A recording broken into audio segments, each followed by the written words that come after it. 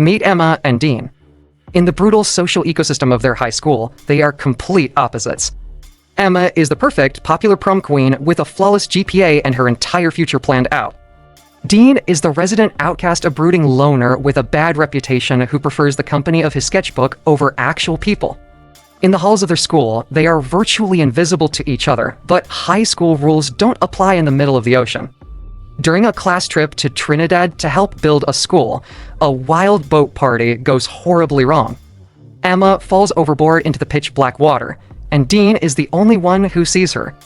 Without thinking, he dives in to save her.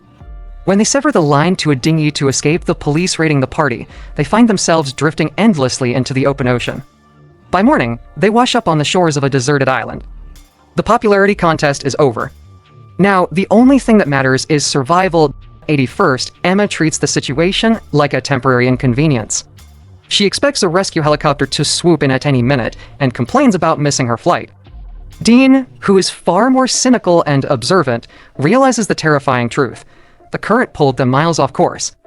No one knows where they are. The initial days are a disaster of miscommunication. Emma tries to maintain her upper-class entitlement, bossing Dean around, while Dean is frustrated by her inability to grasp the life or death stakes. They have no shelter, no food, and the island is swarming with unpredictable wildlife. But as the days turn into weeks, hunger and exposure force them to drop the high school attitudes. To stay alive, they have to become a team. Dean uses his street smarts to build a makeshift shelter and start a fire, while Emma learns to forage for fruit and catch fish.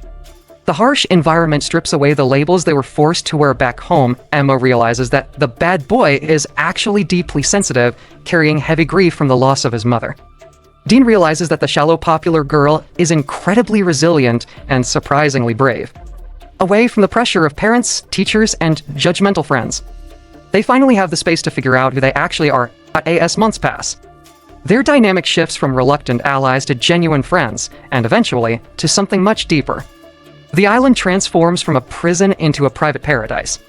They share intimate stories by the fire, swim in crystal-clear lagoons, and fall intensely in love for the first time in her life. Emma isn't worried about being perfect, and Dean isn't worried about being rejected. They create their own world, complete with new rules and a deep, unconditional bond. But the illusion of their private Eden is shattered when, after 100 days of isolation, a rescue helicopter finally spots their flare. The return to civilization is jarring. They are swarmed by news cameras, crying parents, and the suffocating reality of their old lives. Almost instantly, the social divide snaps back into place. Emma is pulled back into her world of wealthy friends and college applications, while Dean is pushed back to the margins, branded as the reckless kid who put the golden girl in danger. Emma, traumatized by the media circus and pressured by her family, struggles to bridge the gap between her island self and her real-world self.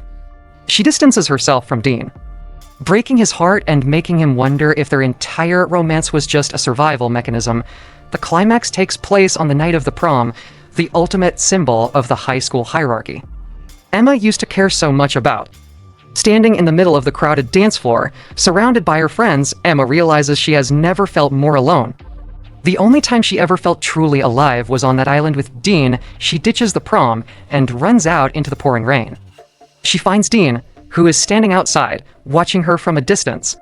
Emma finally stops caring about what everyone else thinks and kisses him in front of the entire school. The movie ends with them walking away together in the rain, proving that while they may have left the island, the awakening they found there is permanent, and that's the end of Blue Lagoon, the awakening. Do you think Emma and Dean's relationship will actually survive the real world, or were they better off on the island? Let us know in the comments below. If you love intense survival romances, make sure to hit that like button and subscribe for more.